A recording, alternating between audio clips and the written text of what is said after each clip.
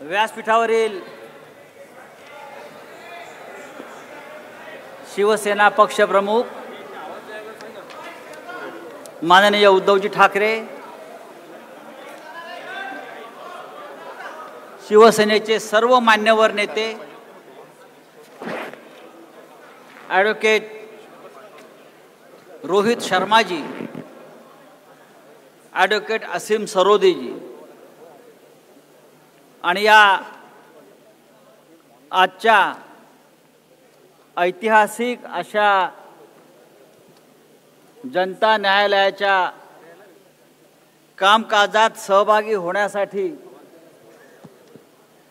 उपस्थित असलेले देशभरातील सर्व पत्रकार बंधू भगिनी,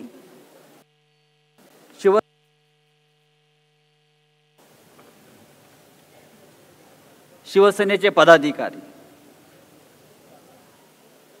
थोडा उशीर झालेला आहे कामकाजाला. आज या भव्य सभागृहामध्ये एका अभिनव अशा जनता न्यायालयाची सुरुवात होते आहे. आजचा दिवस हा इतिहासात नोंदला जाईल, कारण ज्या प्रकारचं वातावरण आज महाराष्ट्रात आणि देशात आहे, खास करून शिवसेनेच्या बाबतीत दिलेल्या निकालानंतर, त्या संदर्भात या जनता न्यायालयाचं आयोजन केलं असून आज न्यायमूर्तीच्या भूमिकेमध्ये महाराष्ट्राची जनता आहे. आपण सगळे आहात. शिवसेनेच्या बाबतीत एक निकाल, विधानसभेचे अध्यक्ष, त्या अध्यक्षांना लवाद म्हणा असं मला आदित्यजी नेहमी सांगतात की लवाद म्हणा, ट्रायब्युनल. एक निकाल विधानसभेचे अध्यक्ष लवाद राहुल नार्वेकर यांनी दिला आणि त्यानंतर महाराष्ट्रात जागोजाग त्या लवादाच्या अंत्ययात्रा निघाल्या. या राज्यामध्ये असं कधी घडलं नव्हतं की लवाद म्हणून बसलेल्या विधानसभा अध्यक्षाच्या अंत्ययात्रा निघाल्या, त्यांच्या तिरडीवर घालून त्यांच्या यात्रा निघाल्या.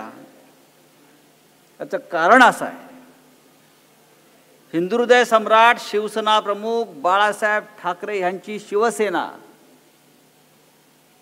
ही ज्या पद्धतीनं या लवादानं कोणताही मागचा पुढचा विचार न करता चोर आणि लफंग्यांच्या हातात दिली आणि ही शिवसेना तुमची असं जाहीर केलं, त्यामुळे संपूर्ण महाराष्ट्रात खतखततो आहे. या लवादानं दिलेला निर्णय त्यांची बायकोही मान्य करणार नाही अशा प्रकारचा निर्णय आहे.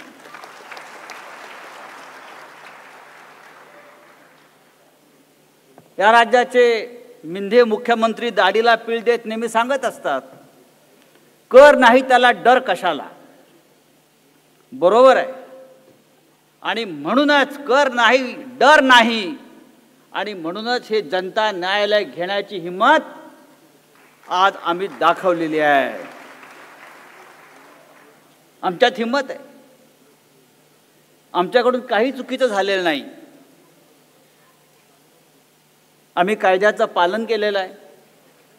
आम्ही न्यायालयामध्ये उत्तम लढाई लढलेली आहे. आम्ही न्यायालयानं नेमून दिलेल्या लवादासमोर आमच्या वकिलांनी आणि आमच्या शिवसेनेच्या नेत्यांनी उत्तम लढा दिलेला आहे. आम्ही इमानदारीनं लढलो आणि तुम्ही बेईमानीनं जिंकलात.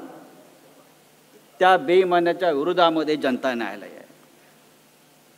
ईमानदारी किसी कायदे और कानून की मोहताज नहीं होती. आम्ही ईमानदार आहोत आणि अशा प्रकारे न्यायालयामध्ये बेईमानाने न्याय मिळत गेला तर उद्या न्यायालयात कोणी जाणार नाही. आणि म्हणून हे जनता न्यायालय आपण आज इथे उभं केलेलं आहे. मला खात्री आहे ह्या न्यायालयात जो निर्णय जनता देईल तोच निर्णय आणि तोच निकाल 4 महिन्यानंतर होणाऱ्या लोकसभा आणि विधानसभा निवडणुकीमध्ये मिळाल्याशिवाय राहणार नाही. आजचा कार्यक्रम जो आहे, आजचं जे न्यायालयाचं स्वरूप आहे अत्यंत सुटसुटीत आहे. मी फार वेळ घेणार नाही. नक्की या खटल्याचं स्वरूप काय होतं आणि शिवसेनेनं कशा प्रकारे हा खटला उभा केला, लढला, सत्य कसं आमच्या बाजूने असताना सुद्धा सत्याचा खून झाला, सत्याची हत्या झाली आणि या प्रत्येक न्यायालयीन लढ्याच्या प्रत्येक पायरीवर ॲडव्होकेट असीम सरोदे हे या संपूर्ण लढ्यात आपल्याबरोबर सहभागी होते. सुरुवातीला ॲडव्होकेट असीम सरोदे या खटल्या संदर्भात माहिती देतील आणि त्यानंतर हा जो लवाद आहे त्या लवादाला त्यावेळेला कदाचित मोतीबिंदू झाला असेल, त्याला काही पुरावे दिसले नाहीत किंवा त्याच्या डोळ्यात बाळासाहेबांच्या भाषेत वडच वाढला असेल किंवा त्यांना ऐकू येत नसेल म्हणून त्यांना काही पुरावे समजले नसतील. आपण कोणते पुरावे न्यायालयासमोर आणि त्या लवादासमोर हजर केले ते त्याचं संपूर्ण प्रेझेंटेशन हे नंतर ॲडव्होकेट अनिल परब आपल्याला सादर करतील. एबीपी माझा, उघडा डोळे बघा नीट.